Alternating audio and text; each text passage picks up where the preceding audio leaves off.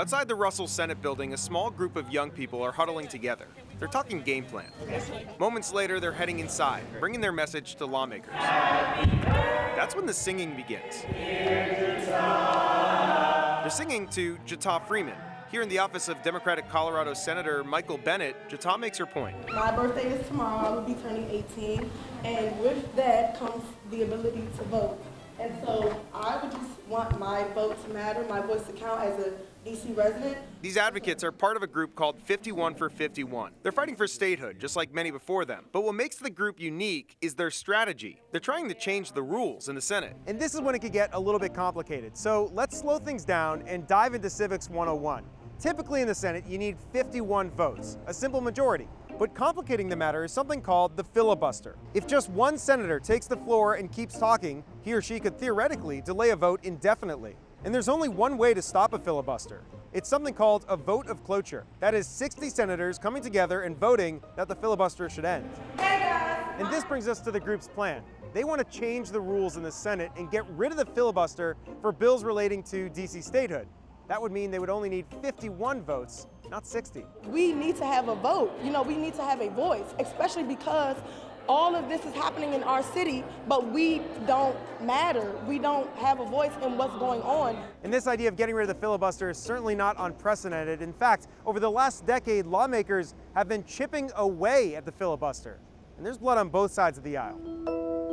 First, in 2013, it was the Democrats. Frustrated by GOP resistance, Senate Majority Leader Harry Reid triggered the so-called nuclear option for the first time. They voted to change the rules so that you only needed 51 votes to confirm lower-level nominees in the executive and the judiciary. 4 years later, this would come back to bite them. The Republicans were now in charge. And Senate Majority Leader Mitch McConnell led his party to use the nuclear option once again, this time to confirm Supreme Court justices with just 51 votes. So in a way, this is just a continuation of a trend.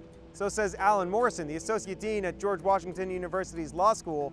He says this is just yet another attempt to weaken the filibuster. Until the filibuster rule was changed by the Democrats during the Obama administration, nobody wanted to touch the filibuster rule. Once you start to unravel the filibuster with one party, there's no way you can put it back together again.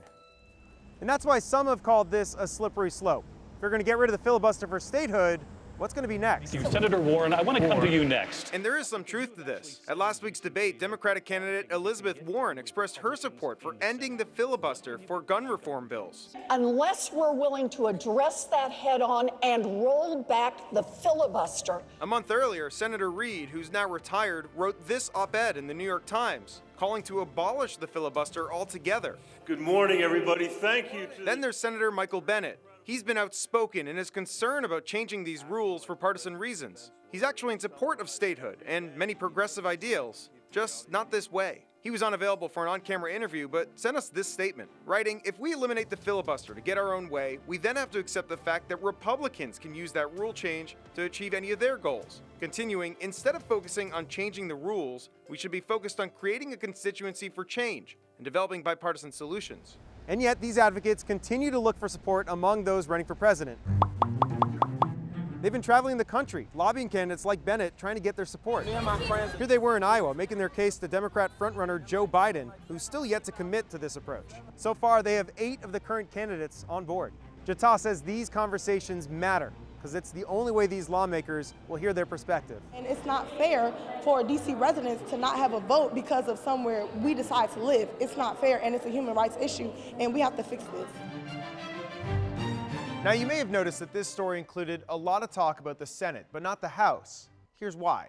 Votes in the House are already a simple majority, and these advocates think a statehood bill could pass right now in the House. That's why, at least for now, they're going to be focusing on the Senate. Evan Koslof, WUSA 9.